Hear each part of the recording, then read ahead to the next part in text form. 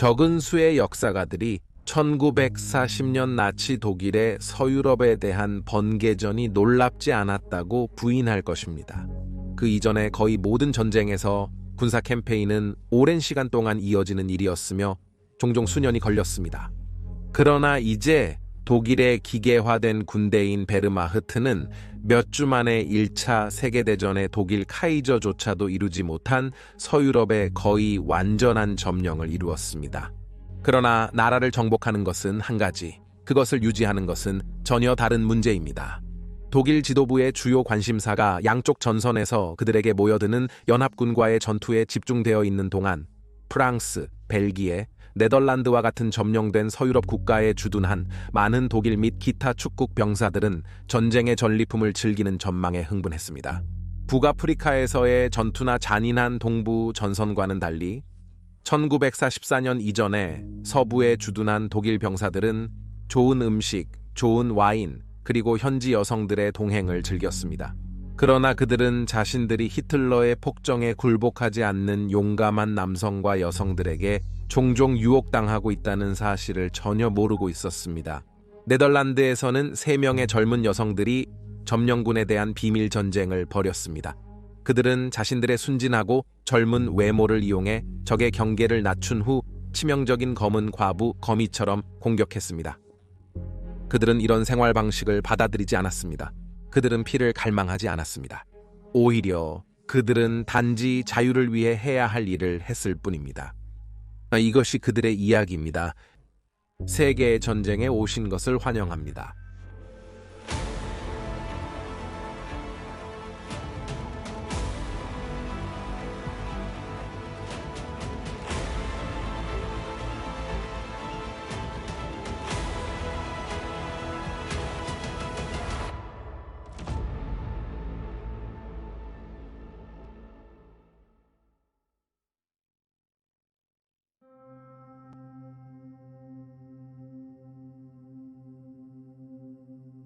(1920년 9월 16일) 네덜란드의 교사인 피터 샤프트와 그의 아내 아프제는 딸 얀네케 샤프트를 세상에 맞이했습니다. 한니라고 알려진 이 작은 소녀는 부모님과 함께 북홀란드 주의 주도인 하를렘시에서 상대적으로 조용한 생활을 이어갔습니다. 학교에서 그녀는 독특한 긴 붉은 갈색 머리 때문에 다른 아이들로부터 자주 놀림을 받아 대체로 수줍은 학생이었지만 부모님과 함께 있는 집에서는 상황이 매우 달랐습니다. 그곳에서 가족들은 정기적으로 현재의 사안과 정치에 대한 격렬한 토론을 벌였고, 이로 인해 그녀에게는 깊이 뿌리 박힌 옳고 그름에 대한 감각과 정의에 대한 개념이 부여되었습니다. 그녀가 나이를 먹으면서 어떤 진로를 선택하고 싶은지 고민하기 시작했고, 인권에 특화된 법률을 공부하고 싶다고 결정했습니다. 그녀의 꿈은 결국에는 리그에서 일하는 것이었습니다. 국제연맹, 즉 오늘날의 유엔의 선구자에서 말이죠. 그녀가 암스테르담 대학에서 학위 과정을 시작한 지 얼마 후에 유럽은 다시 전쟁으로 빠져들었지만 한니와 그녀의 동급생들에게는 싸움이 그들을 의미 있는 방식으로 포함시킬 것이라는 걱정이 처음에는 거의 없었습니다.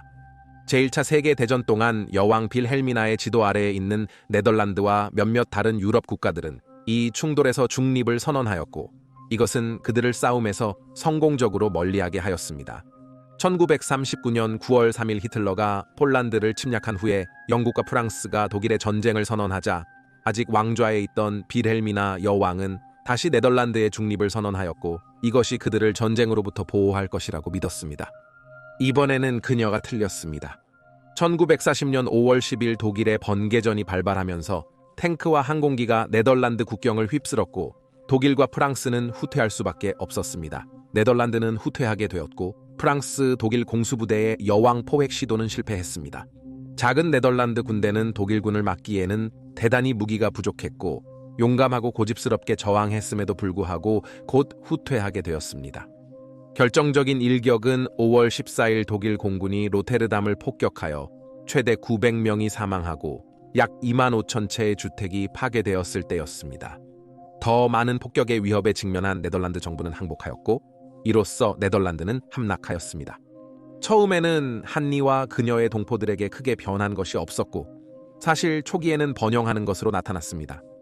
오스트리아 나치 아서 세이신카르트가 네덜란드의 지도자로 임명되어 실질적으로 국가를 통치하였고, 그는 저항을 진압하기 위해 초기에는 부드러운 장갑 방식을 채택하였습니다. 폴란드와 체코슬로바키아처럼 탄압 대신 네덜란드 사람들은 국가를 떠나야 했습니다. 네덜란드의 기업들과 회사들은 대영국 전쟁을 위한 전쟁 재료 제조에 종사하였습니다. 그 결과 점령이 시작된 후에 네덜란드 기업들은 사실 잠시 경제적 호황을 경험했지만 단지 1년 만에 급격히 하락하였습니다. 이는 독일이 계속해서 전쟁 노력을 위해 더 많은 자원을 요구하고 활용하기 때문이었습니다. 그러나 네덜란드의 유대인 인구에게는 상황이 매우 달랐습니다. 곧 반유대주의 법률이 네덜란드 사람들에게 부과되었고, 이는 인권을 강력히 믿는 한니에게 근본적으로 반대되는 것이었습니다. 이로 인해 한니는 나치에 대한 첫 번째 저항 행동에 나섰습니다. 모든 네덜란드 시민들은 신분증을 소지해야 했고, 유대인 시민들의 신분증에는 그들을 구별하기 위해 큰 J가 표시되어 있었습니다. 이로 인해 그들은 점령된 네덜란드에서 어떻게 살아갈 수 있는지에 크게 제한을 받았으며 독일 군인들의 공격이나 체포의 대상이 되었습니다. 이는 네덜란드 사람들에게도 독일 군인들에게도 매우 어려운 시기였습니다. 그래서 한니는 지역 수영장에 가서 대학에서 만난 2명의 유대인 친구들을 위해 2개의 신분증을 훔쳤습니다.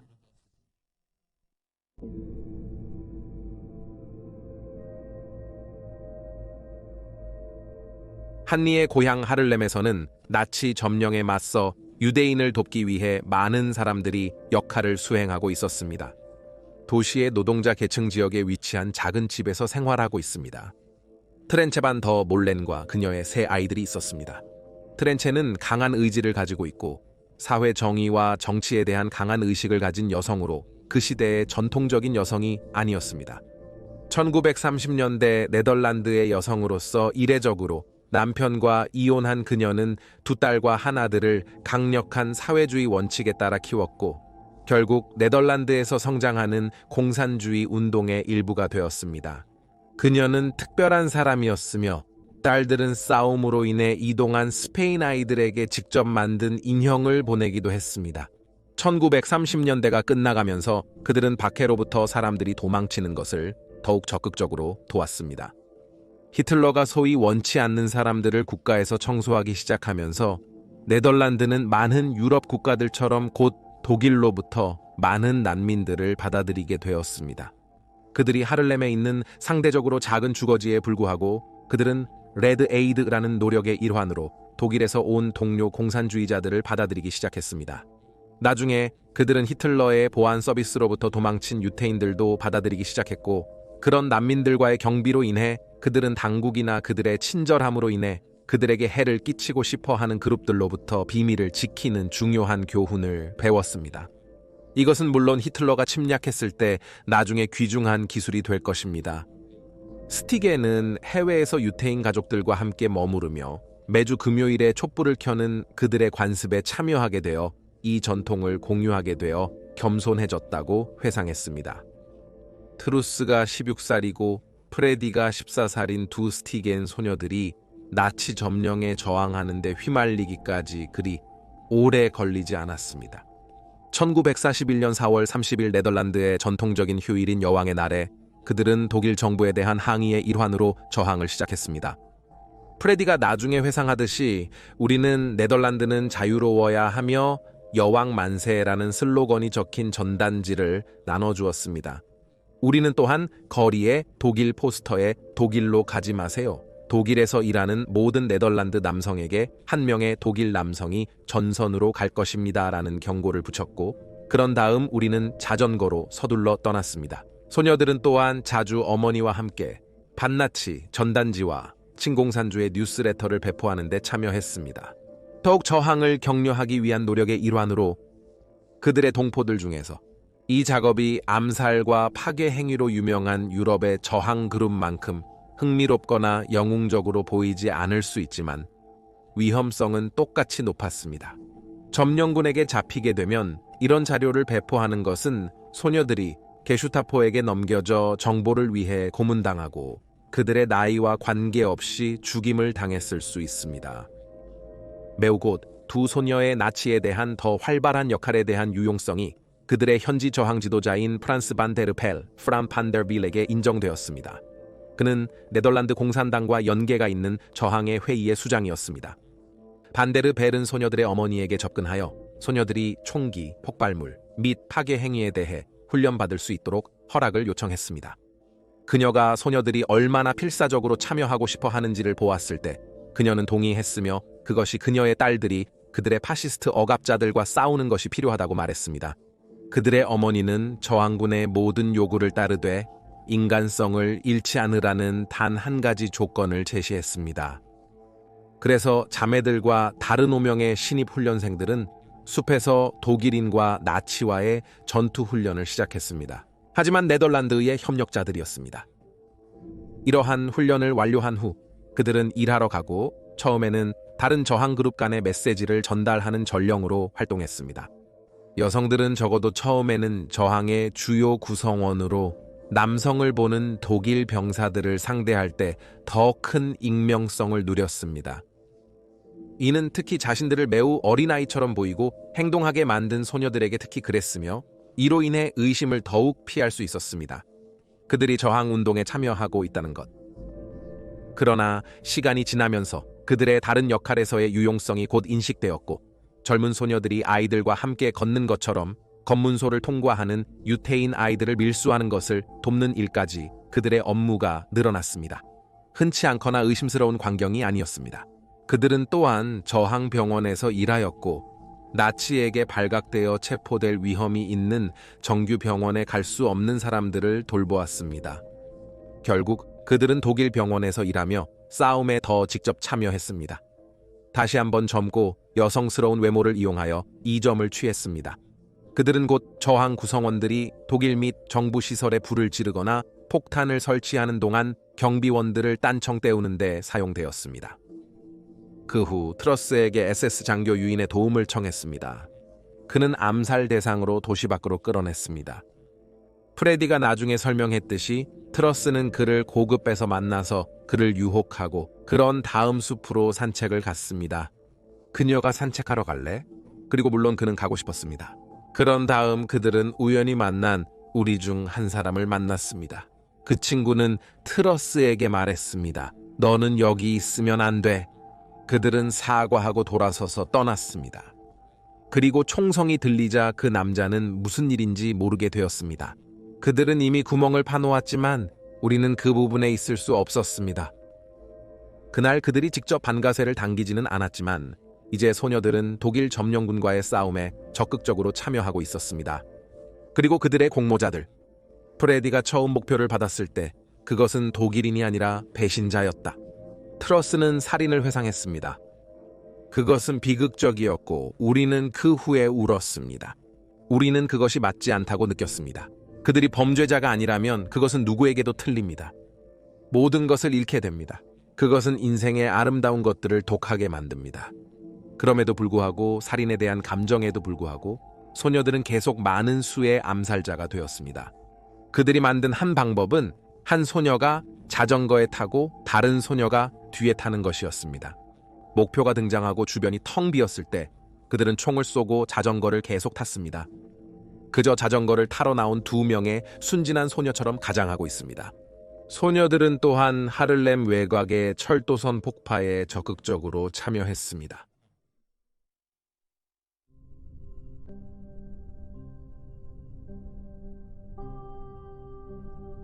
암스테르담으로 돌아가 보니 나치 점령해에 있는 한네스 샤프트의 상황이 점점 더 참을 수 없게 되었습니다. 1943년 봄에 모든 네덜란드 학생들이 나치 독일과 그의 피러 아돌프 히틀러에게 충성 맹세를 하도록 요구되었을 때 그것은 너무 과하였습니다. 그녀는 동료 학생들의 80%와 함께 거부하였습니다. 그래서 그녀는 즉시 대학에서 자리를 잃고 하를렘으로 집으로 돌아갔습니다. 그녀의 좌파적이고 반나치적인 동정심을 알고 있었기 때문에 저항그룹에 가입하라는 제안을 받는데 오래 걸리지 않았습니다. 한네스는 가입에 동의했지만 그들이 그녀를 통신원으로 활용하려는 것에 낙담했습니다. 그녀가 싸울 수 있게 허락해달라고 요청했습니다. 오버스티겐 자매의 성공에 격려받은 저항군 지도자들은 그녀에게 암살자로서 자신을 증명할 기회를 주기로 결정했습니다. 그리고 그녀는 죽음을 표시한 사람에게 안내할 연락처를 만나라고 지시받았습니다. 목표에 가까워지자 그녀는 총을 받았습니다. 그리고 기회가 생기자 그는 그녀에게 총을 쏘라고 말했습니다. 망설임 없이 한네스는 그 남자에게 총을 겨누고 쏘았지만 아무 일도 일어나지 않았습니다. 그 남자가 그들에게 다가오자 한네스는 절망적으로 계속 총을 쏘았습니다. 하지만 매번 총에서 나오는 것은 딱딱한 소리뿐이었습니다. 그때 그녀에게 모든 것이 시험이었고 그녀의 목표가 실제로 저항군의 고위 멤버였음이 밝혀졌습니다. 한네스는 속임수에 분노했지만 그녀의 시험 합격 소식에 분노가 사라졌습니다. 다음번에는 실제 목표와 총알이 있는 총이 있을 것이라고 말했습니다. 따라서 한네스는 오버스틱엔 자매들에 합류하여 암살 등 중요한 임무를 수행하게 되었습니다. 그들은 그것을 철이라고 언급했습니다. 최종 목표는 물론 네덜란드의 나치 점령 해제였지만 그들의 주요 목표는 독일인들과 적극적으로 협력하고 있는 동포 네덜란드 시민들이었습니다. 그들은 특히 NSB 1940년 성인 남성 인구의 약 3%가 회원이었던 네덜란드 나치당의 회원들을 대상으로 했습니다. NSB는 일상적으로 독일 주인들을 위해 유대인, 공산주의자 등을 체포했습니다. 그래서 그들의 기능을 제한하였습니다. 그리고 폭넓은 커뮤니티의 지원이 최우선이었습니다. 그러나 모든 촬영이 계획된 것은 아니었습니다. 트러스는 한 번 두려워하는 가족으로부터 아기를 빼앗는 네덜란드 SS 병사를 관찰했습니다. 그리고 그는 아기의 머리를 벽에 치쳤습니다. 공포와 분노에 휩싸인 그녀는 권총을 꺼내 그 병사를 쏴 죽였습니다. 그녀는 이것이 아이를 회복시키거나 가족의 고통을 완화시키지 못하더라도 그들에게 어떤 형태의 정의가 있다라고 느꼈습니다. 그러나 불행히도 위험은 그들 자신에게만 제한되지 않았습니다. 저항의 많은 활동에 대한 보복으로 독일인들은 종종 거리에서 사람들을 잡아들여 공개적으로 처형하곤 했습니다. 이것은 저항 처벌과 공중지지 방해를 목표로 했습니다. 그들을 위한 것이었지만 종종 반대 효과를 가져왔습니다. 나중에 그녀에게 이런 보복에 대한 그녀의 감정을 물었을 때 트러스는 저항이 이런 일을 하지 않았다면 무고한 사람들이 총에 맞지 않았을 것이라는 잘못된 개입을 두려워한다고 말했습니다. 그럼 600만 유대인들은 어떻게 되는 건가요? 그들은 무고한 사람들이 아니었습니까? 그들의 죽음은 보복이 아니었습니다. 테러리스트가 아니었습니다. 진짜 테러 행위는 사람들을 납치하고 처형하는 것이었습니다. 저항 행동 이후에 그 여자들은 항상 그들의 목표를 지지하기 위해 엄청난 용기와 확신을 보여주었고 단 한 번만 과제를 거부했습니다. 문제의 사건은 아이들을 납치하는 계획이었습니다. 독일이 네덜란드에게 사이스 잉카트 아이들의 납치와 안전한 귀환을 제안했습니다. 그 대가로 독일이 억류한 그들 자신의 사람들을 교환하는 것입니다. 임무를 거부한 이유는 사이스 잉카트나 히틀러가 거부하면 그들은 아이들을 쏴야 하고 그것을 용납하지 않을 것이기 때문이었습니다. 자매들에 따르면 계획이 제안된 후 한니는 그들에게 우리는 히틀러파가 아니라고 말했습니다. 저항군은 아이들을 살해하지 않습니다. 불행히도 소녀들에게 모든 암살 시도가 계획대로 진행되지는 않았습니다. 어느 밤 트러스는 문 두드리는 소리에 깨어나 눈물로 얼룩진 한니를 발견했습니다. 트러스는 그녀를 물 한 잔으로 진정시켰습니다. 그녀는 떨리는 손으로 많은 부분을 흘렸습니다. 그날 이전에 한니와 함께 저항운동원인 잔 본캠프는 네덜란드 경찰 대장을 목표로 삼았습니다. 그는 윌리엄 M. 라구트입니다. 두 저항 전사들은 자전거를 타고 목표에 접근하였고 한니는 그의 옆에 붙어서 그를 쏜 후에 자전거를 타고 도망쳤습니다. 그 후 잔은 자신의 무기를 꺼내 그 남자의 사망을 확인하려 했습니다. 하지만 그의 충격으로 라구트는 살아있었고 잔을 복부에 쐈습니다. 사격 후에 따른 군중의 소동 속에서 한니는 그녀의 동료를 도울 방법이 없었습니다. 따라서 죄책감에 빠진 그녀는 자전거를 타고 떠났습니다. 트러스와 한니는 근처 병원에 갔습니다. 잔이 치료받는 곳은 SS에 의해 강하게 경비되고 있었습니다. 병원에서의 신문 과정에서 잔은 그에게 대한 어떠한 위협에도 불구하고 어떠한 정보도 내놓지 않았습니다. 결국 NSB는 저항군의 구성원인 척하며 간호사로 위장한 2명의 여성을 그와 대화하게 하기 위해 보냈고 자는 이 속임수에 넘어갔습니다. 그리고 그는 사망하기 전에 한이의 이름을 밝혔습니다. 다음 날 그녀의 부모님은 체포되어 남부 네덜란드의 수용소로 보내졌습니다. 이것은 분명히 독일인들과 NSB에게 단순히 빨간 머리의 소녀로 알려진 한이에 대한 함정의 일부였습니다.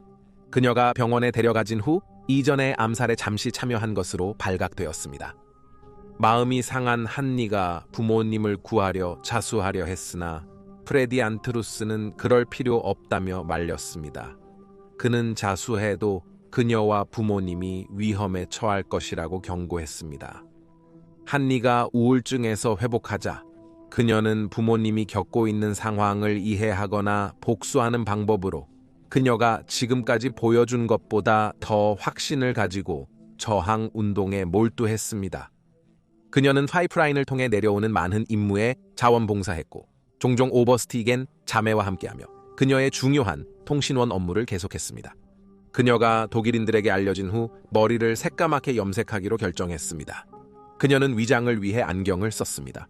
조안나 엘더캠프라는 이름으로 활동하면서 말이죠. 결국 독일인들은 그녀의 부모님이 그녀의 행방이나 활동에 대해 아무것도 모른다는 것을 확신하고 한니가 곧바로 항복하지 않을 것이 분명해지자 그들을 석방했습니다.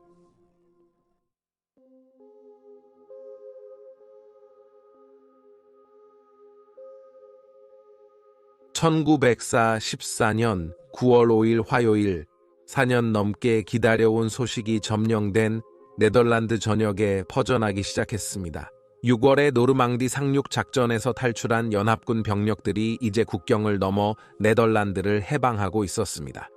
이는 결국 허위 보고였지만 곧이어 연합군 병력들이 실제로 침략하며 독일군을 천천히 죽어가게 만들었습니다. 이는 저항군에게 중요한 때였습니다. 그들은 독일군이 연합군을 막는 노력을 방해하는 것뿐만 아니라 NSB의 구성원들과 다른 협력자들이 혼란 속에서 사라지는 것을 막기 위해 캠페인을 강화했습니다. 1944년 3월에는 이미 네덜란드의 광대한 지역이 해방된 상태에서 전쟁의 끝이 명확하게 보였습니다. 이 시점에 프랑스에서 독일로 진입한 영국, 캐나다, 폴란드 군대는 남아있는 독일군을 공격하기 위해 다시 돌아왔습니다. 독일 내부에서 말이죠. 그래도 소녀들은 계속 행동했습니다. 그들은 중요한 저항 작업을 계속했다. 마지막 순간까지 그렇게 하기로 결심했습니다. 그런 다음 1945년 3월 21일 저녁 한니가 조안나로 위장하여 그녀의 자전거에 진실이라는 지하신문에 몇 부를 밀수하고 있었습니다. 그녀는 당시 두 독일 군인에게 막혔다. 하를렘의 검문소에서요. 그녀의 행운은 결국 끝났습니다. 그들이 신문을 발견하면서 말이죠. 그리고 그녀가 가방에 숨기려 했던 권총까지. 그녀는 빠른 탈출을 못했습니다. 그녀가 체포되고 사람들이 의심을 시작했습니다. 그녀가 많이 찾던 빨간 머리의 여자였다. 그들은 고문을 포함한 조사를 시작했지만 그녀는 결코 깨지지 않고 자신이 조안나라고 주장했습니다. 그들은 심지어 한이를 알았다고 주장하거나 그녀의 암살을 목격했다고 주장하는 친나치 시민들까지 데려왔지만 그녀가 감금된 지 며칠 후에야 그들의 의심이 확인되었습니다. 그녀의 자연적인 빨간 머리카락이 뿌리에서 드러났을 때입니다. 그들의 친구이자 동료를 위해 두려워하며 트러스는 그녀를 구출하기 위한 계획을 세운 것으로 알려졌습니다.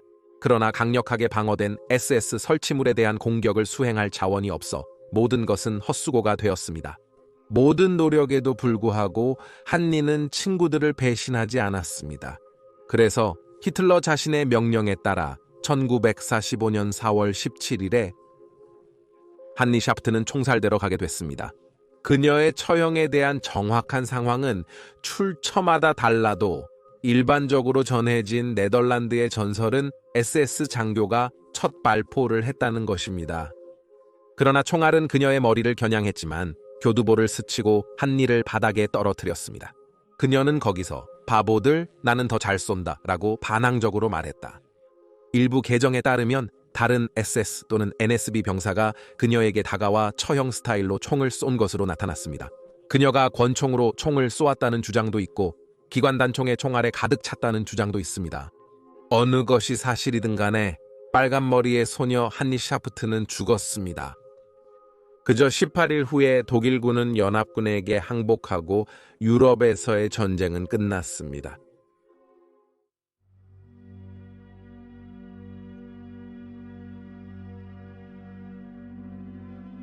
전쟁 직후 네덜란드 저항군의 구성원들은 모래 언덕에서 동료들의 시체를 찾았고 그중 얕은 무덤에 묻힌 한니의 시체를 포함해 400여 구를 발견했습니다. 그녀는 발굴되어 1945년 11월 27일에 국가장으로 장례식이 열렸고 퀸 비렐미나 여왕이 주재하여 한니를 네덜란드 저항의 상징으로 묘사했습니다. 그러나 그녀가 그들의 자유를 위해 한 일에도 불구하고 전쟁 후기의 네덜란드 사람들은 그녀에 대한 숭배를 빠르게 잃었습니다. 그녀의 사회주의적 신념 때문에 그녀는 네덜란드 공산주의 영웅으로 칭송되었지만 스탈린이 이끄는 소비에트 연방이 동유럽에서 무엇을 하고 있는지에 대한 세부 사항이 공개되면서 네덜란드에서의 공산주의는 곧 대중적 지지를 잃게 되었습니다.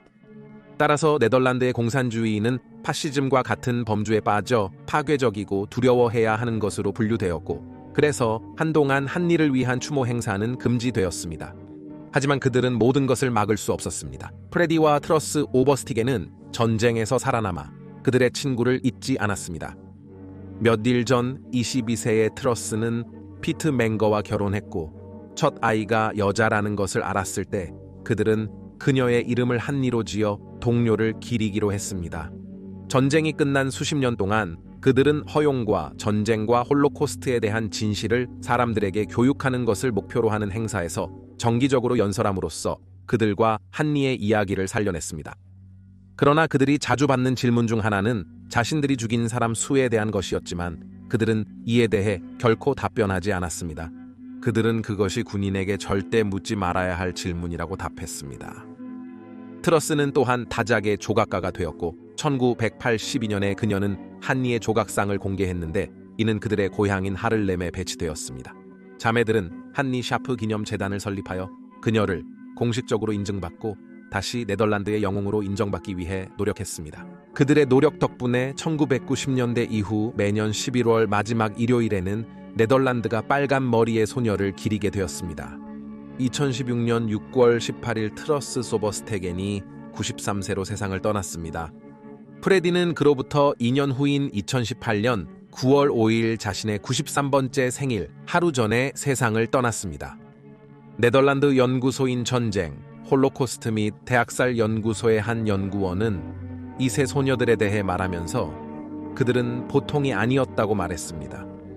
네덜란드 저항운동에는 많은 여성들이 참여했지만 이 소녀들이 참여한 방식처럼은 그다지 많지 않았습니다.